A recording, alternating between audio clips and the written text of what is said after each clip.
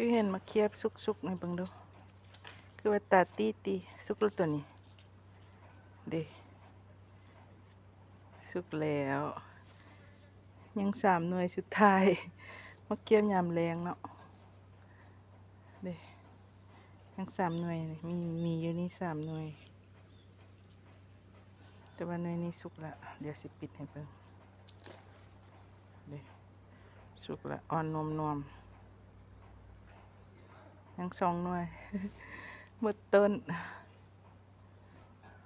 เด้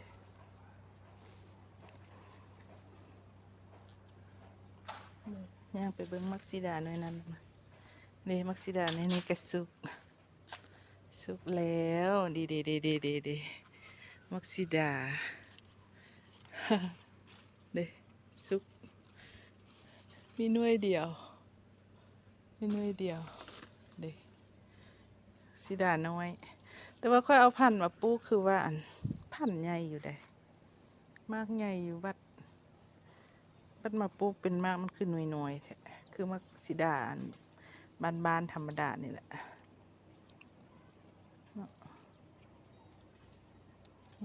กินน้อยก็กินนี่ครับเกิบค่อยมาพีหมดแล้วเห็นบ่